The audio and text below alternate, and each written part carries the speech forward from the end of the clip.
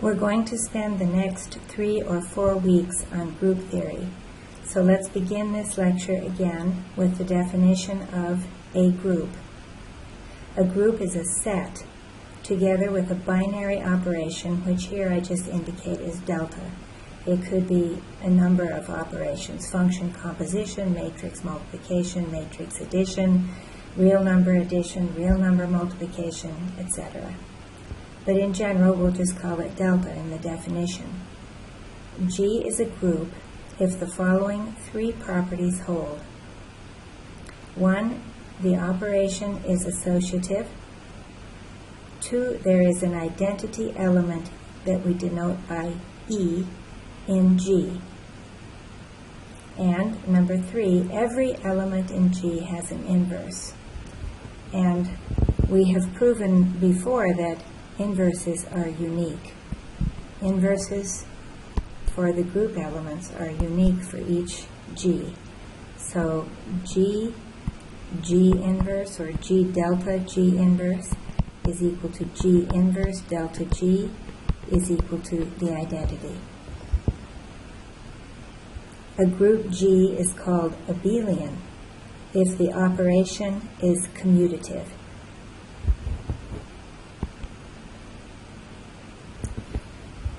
In groups, you have cancellation properties. Now, you've taken this for granted for years in your calculations in the real numbers. You would just say, oh, we'll cancel A from both sides. So if BA is equal to CA, then B is equal to C. And we do have this property in a group. But let's prove it. I'll prove just the one written on the left here. If BA is equal to CA, what I want you to see here is how we use the properties of the groups to prove this. So we assume that BA is equal to CA. Well, we can multiply by A inverse on the right-hand side. So I can say BA times A inverse is equal to CA times A inverse. Now, since the operation is associative, I can then say this implies that B times A inverse is equal to C times A inverse. Because A and A inverse are inverses, we know that they give us BE is equal to CE. And since E is the identity in the group, B is equal to C. So the first step was just multiplying using the fact that it's a binary operation. If these two are equal and we multiply them by the same thing, A inverse, we'll have the same result. The second step, we use the associative property of the operation in the group. And the next step, we use the fact that A inverse is equal to E. And then, of course, E is the identity, so we get B equals C. Our author calls this the socks and shoes property for groups. I think the reason he does that, it's certainly not a well-known name of this property, but notice if you think of A as putting your socks on and B as putting your shoes on, you put your socks on and then your shoes, but to undo that, you take the shoes off first and then the socks. So I'm sure that's what this means. But anyway, let's show why it works. In order to understand what this proof is, you need to remember that if you have an element in a group, G in G, there is a unique element, G inverse. Unique element, G inverse, such that G inverse is equal to G inverse G is equal to the identity. So by the uniqueness of that, all I have to do here is show that this does the job of the inverse. If it does the job of the inverse, then it is the inverse. So we are claiming that it is the inverse of AB. So let's take AB and multiply it on the right by B inverse A inverse. And I hope we get E. Well, we can take off the parentheses and put them on any way we want because the operation is associative in a group. So we'll think of it this way: B inverse A inverse. And that is equal to, well, B inverse is E, so it's A inverse. And if I want, I could think of it that way. AE is equal to A. So this is A inverse, which is E. Therefore, this did the job of the inverse on the right side of AB. And I'll leave it to you to prove that if I write B inverse A inverse on the left side of AB, we will also get the identity. Therefore, it is the inverse. In general, the group Z sub n is the set of numbers 0 through n minus 1. In other words, again, the remainders that you would get by using the division algorithm when dividing by n. Now, Zn is always a group under addition mod n. And I did another example here for you, Z5. And again, look, addition, you can see the group. 0 plus anything just gives it back. And I see there's something wrong here. This should be a 0.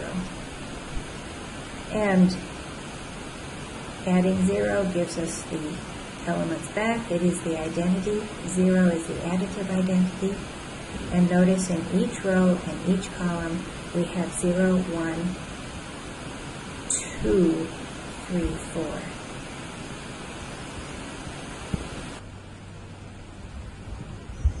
In general, Z sub n is the set containing 0, 1, 2, 3 up to n minus 1.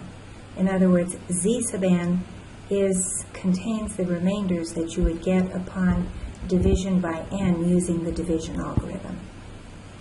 And it is a group under addition mod n. An example here is Z5. Look at each row and each column of that table, Z5 under addition, and you will see each group element appear exactly one time.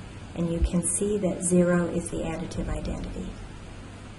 But look at Z5 under multiplication. Look what happens. We take the same group and multiply. Well, you can see what happens here that is not what we want, is that 0 just wipes everything out here. And in fact, we could say, well, 0 has no inverse, does it? There's nothing times 0 that gives us 1. 1 would be the multiplicative identity under multiplication.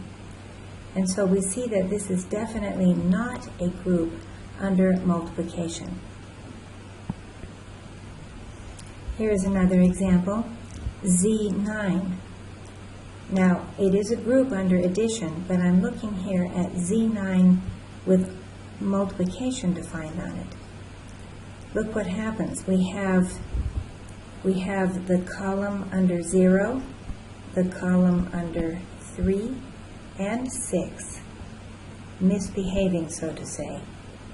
We are not getting each element in each column and each row. The troublemakers appear to be 0 and 3. See the zeros popping up more than once here? And 6. So we see clearly that Z9 is not a group under multiplication. In cases like this, you can see that the equation, for example, the equation 6 times x equals 2. Go down here to the row that represents multiplication by 6, and you see 6 times x equals 2, no solution, does it? Because 6x is not equal to 2 anywhere here. Same thing with 3x equals 4. Look at multiplication by 3. There's no 4 in there. 3 times nothing gives us 4. So these equations do not have solutions, and many more don't. This does not happen in groups.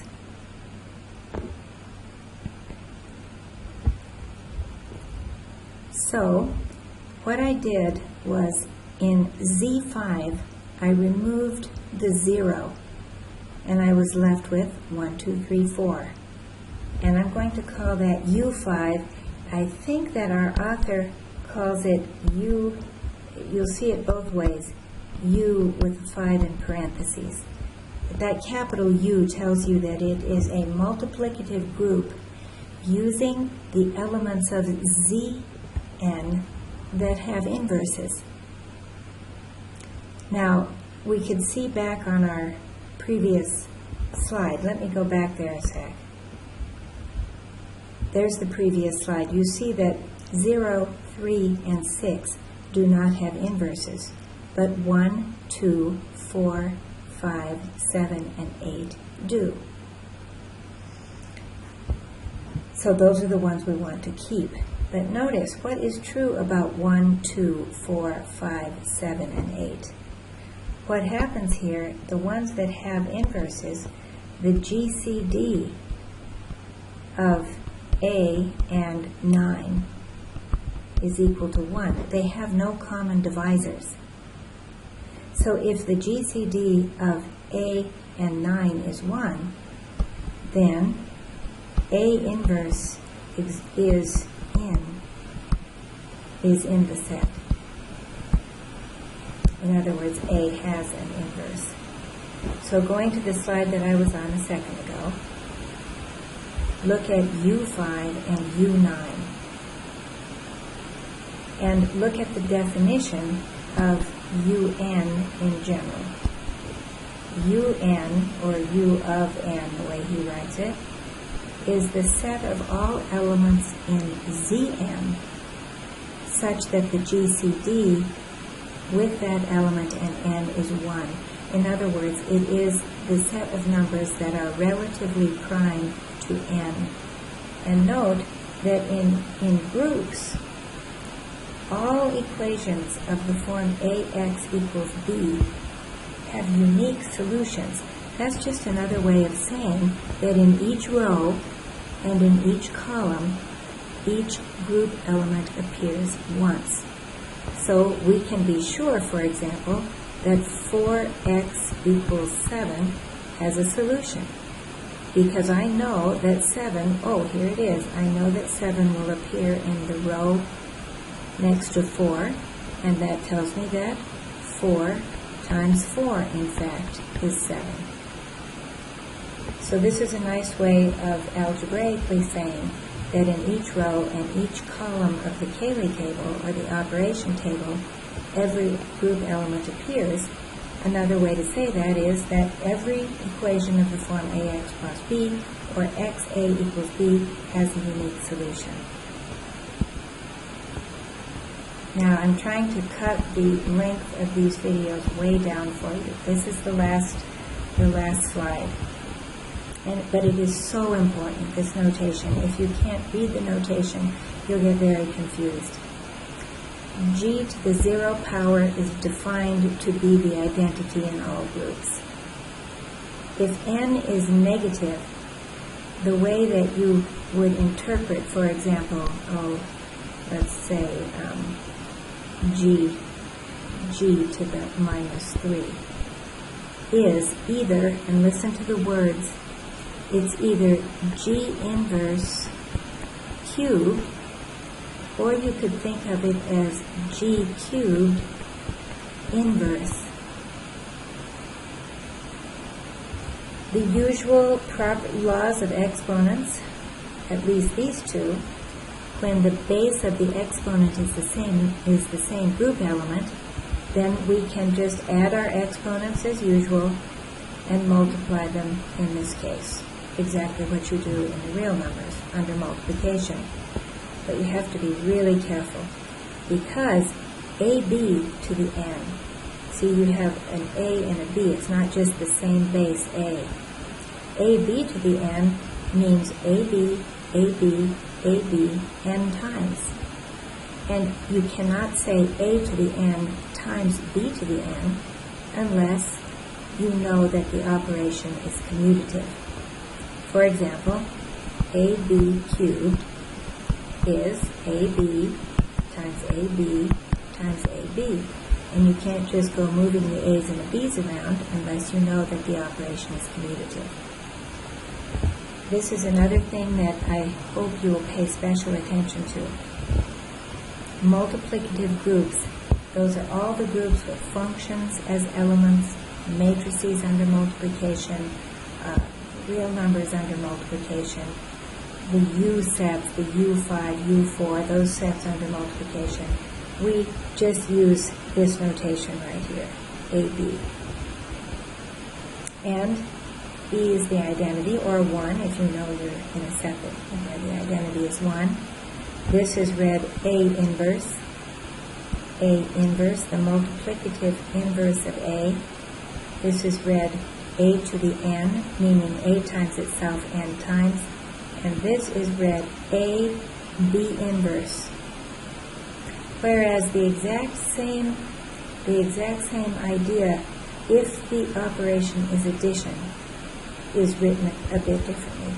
We use, instead of writing AB if the operation is addition, we use the plus sign. And the additive identity we call 0.